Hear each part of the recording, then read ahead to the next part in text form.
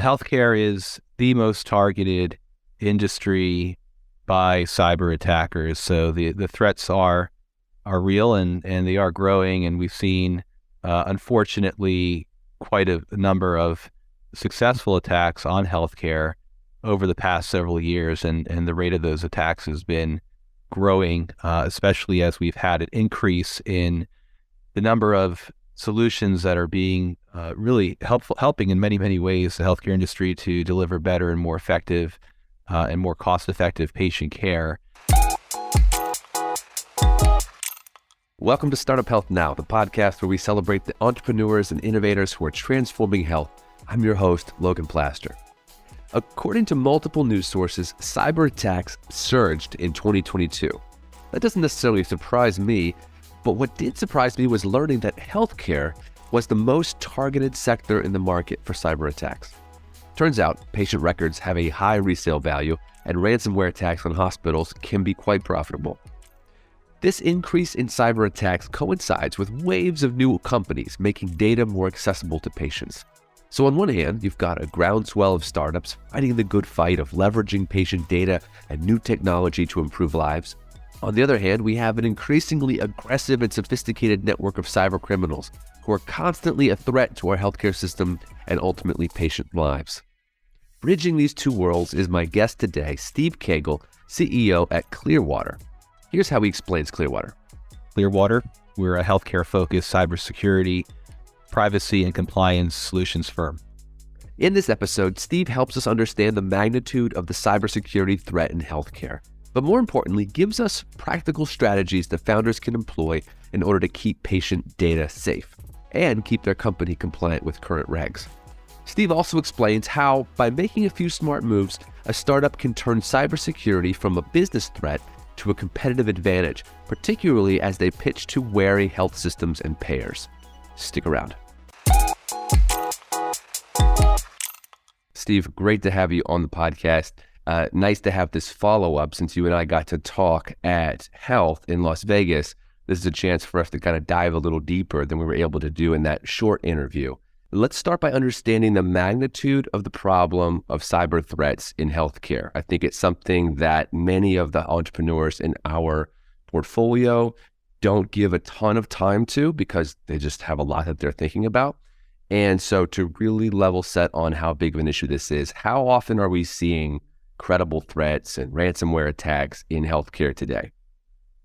Well, healthcare is the most targeted industry by cyber attackers. So the threats are real and they are growing, and we've seen unfortunately quite a number of successful attacks on healthcare over the past several years, and the rate of those attacks has been growing, especially as we've had an increase in the number of solutions that are being really helping in many ways the healthcare industry to deliver better and more effective and more cost-effective patient care.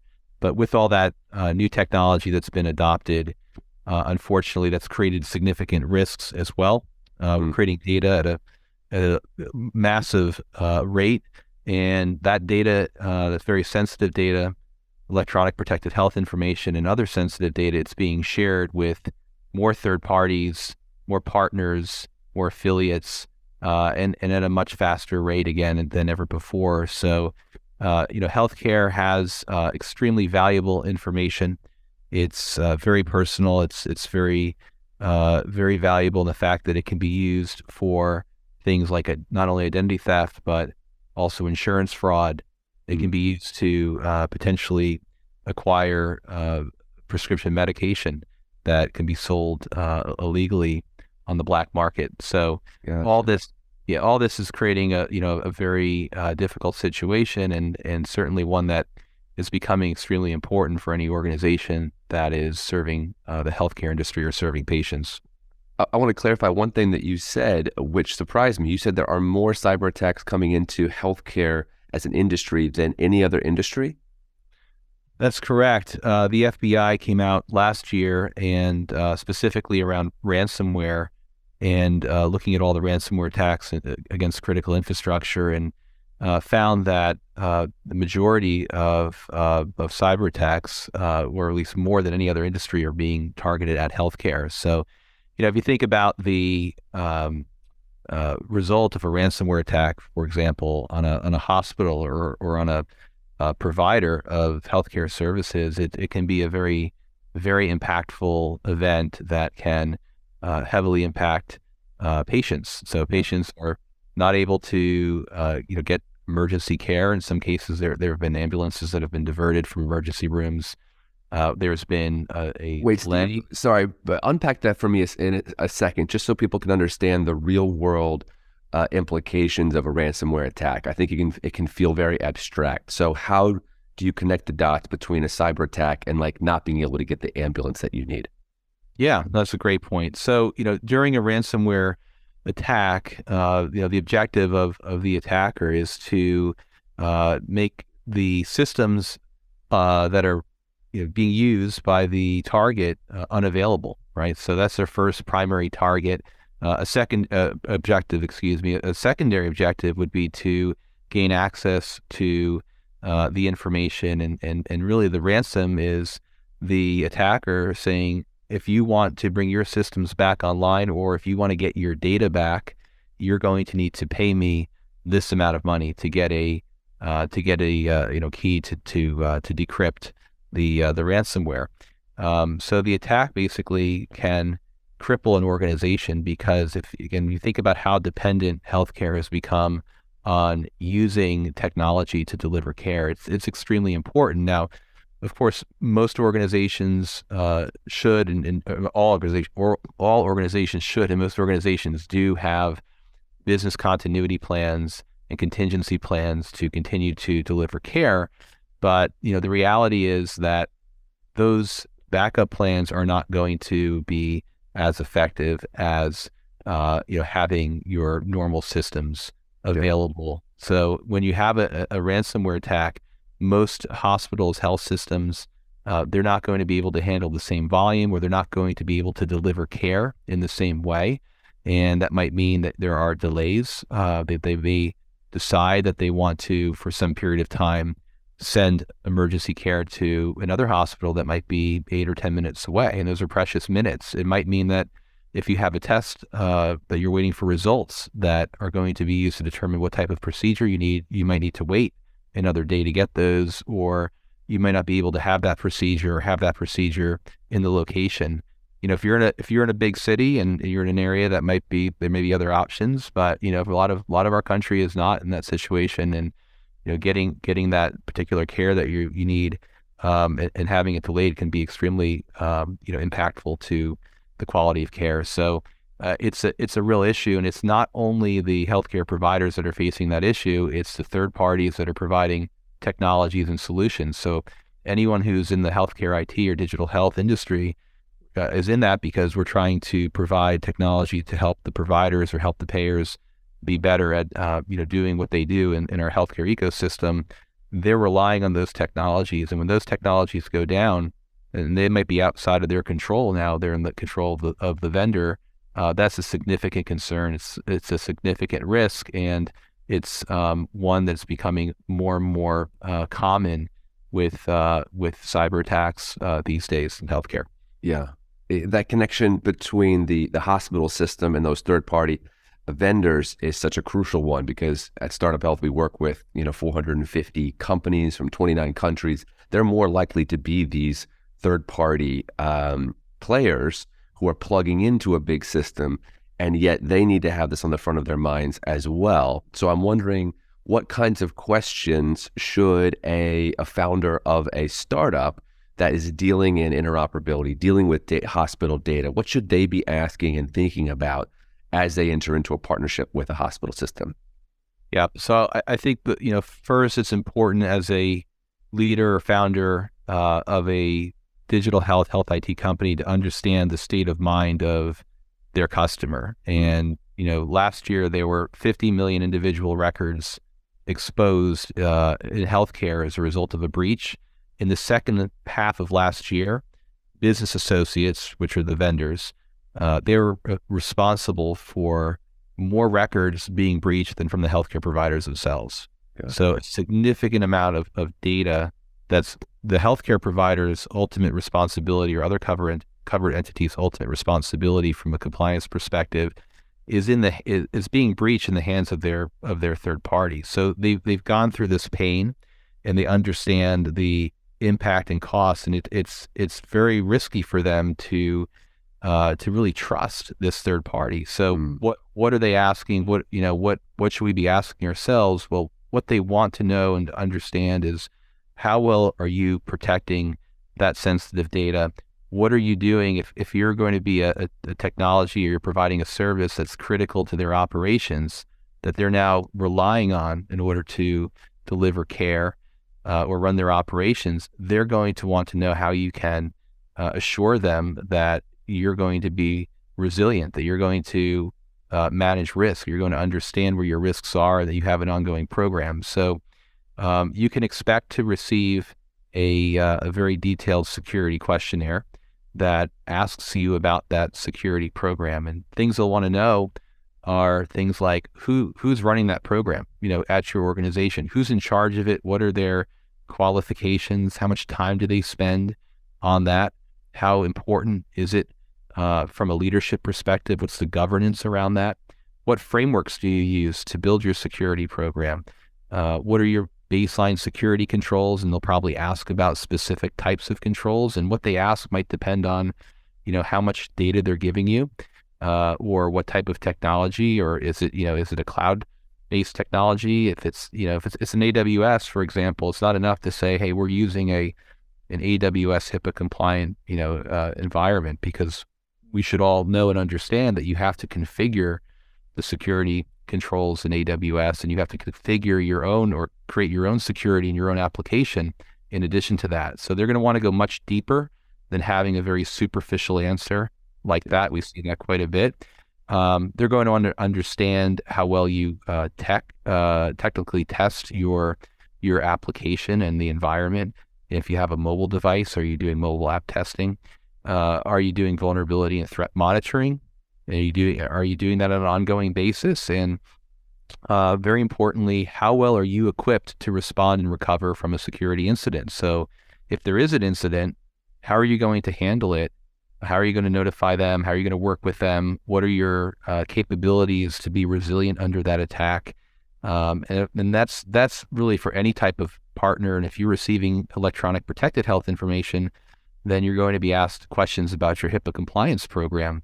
And they're likely going to want to see evidence that, that's a real, a real implementation, and those procedures are being followed.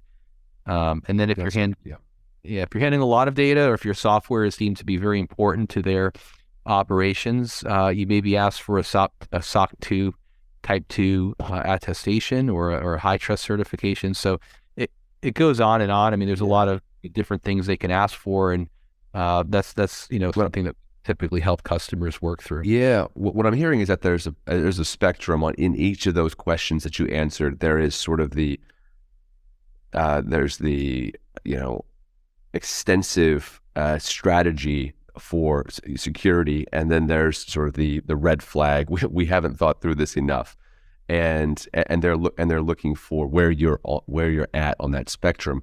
I wonder if there are common red flags that you see from startups, thinking through that list, that there's things that just are common missteps for a founder.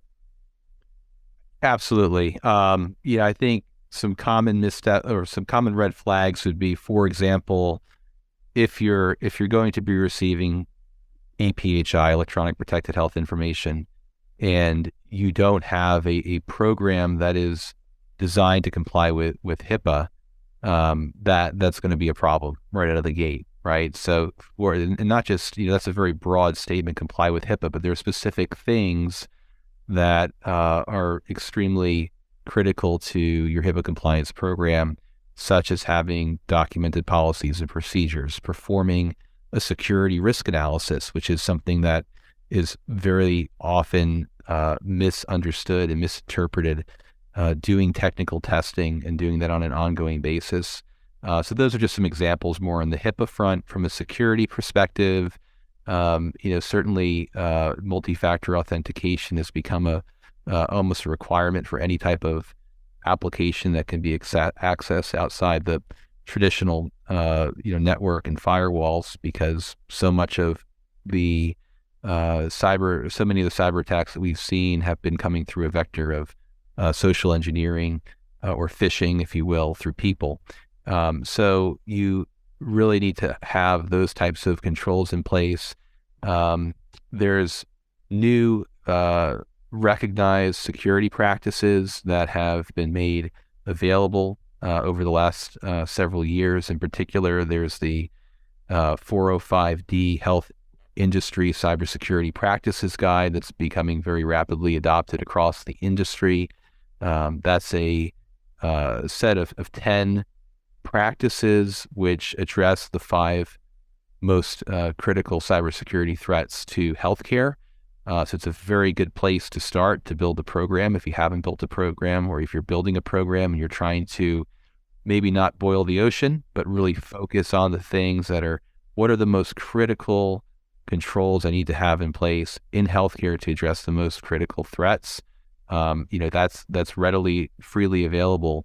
The challenge is that many organizations just don't have the experience, time, or resources to do those things. Mm-hmm. And especially if you're a smaller company going out and trying to hire a full-time chief information security officer, or even somebody who's maybe not at that level, which provides some risk. It's very hard to find those people. They're not inexpensive. Yeah. And there's a lot of churn. People leave, and then you've got to start all over. So really, it doesn't change the problem. That the objective is you still need to have all those things ultimately to do business. And as you start doing business with larger organizations, they're going to ask for more because the risks are higher. Is there a stage of company development when you think they really need to invest in that personnel? Obviously, without sort of teeing you up with your business, in the early stage, you probably want to work with more of a consultant, more of a part-time strategist. At what point in your development do you need to go all in on this? Well, that's a great question. I think what we've seen is a bit of a shift in the approach. And if I go back, several years ago, the common way that we see a lot of our customers work with us and other consulting firms is you'd hire us or you'd hire a consulting firm to do some of these activities, and kind of do some of the pieces. And that's an approach that could work, but it leaves some holes, it leaves some gaps. And I think with the level of complexity that organizations face today and the rapid rate of change in cybersecurity and compliance, you really need to have a more strategic approach. So, one option, of course, is to build it on your own. Even for very large organizations, that can be very tough to do because it's not their core business. Security and compliance is not what they're really good at, and building it can be take a long time. It's not just build it but become good at it. So, working with our customers, what we did was we developed a managed services program, which is an alternative to the traditional approach where our customers outsource these needs to Clearwater.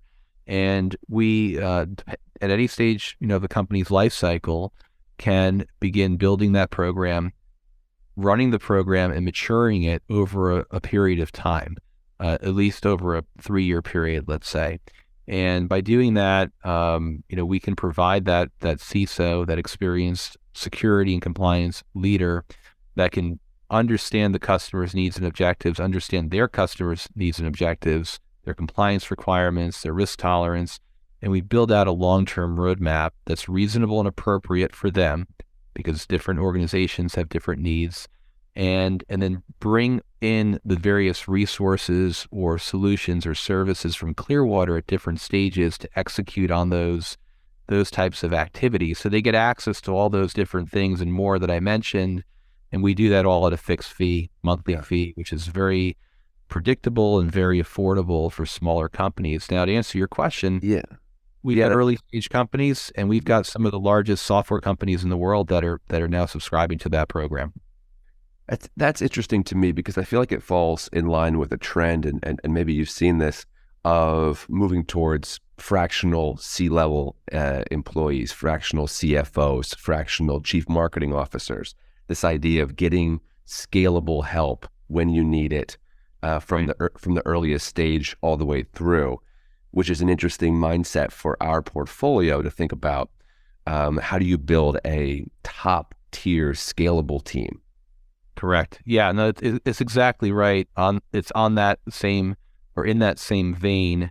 I think probably the difference in where we think there's some innovation here from the what we call the Clear Advantage program is that in addition to that one resource, which you are getting as a program leader, as a virtual CISO, as an advisor, and as a manager of the program, you're also getting all those other resources. So, for example, if you need to do penetration testing, we're bringing in folks from our technical testing team. If you need somebody to help you, advise you on how to configure your cloud environment, we bring in somebody from our cloud security team. If you need policies and procedures, we bring in somebody from our compliance team.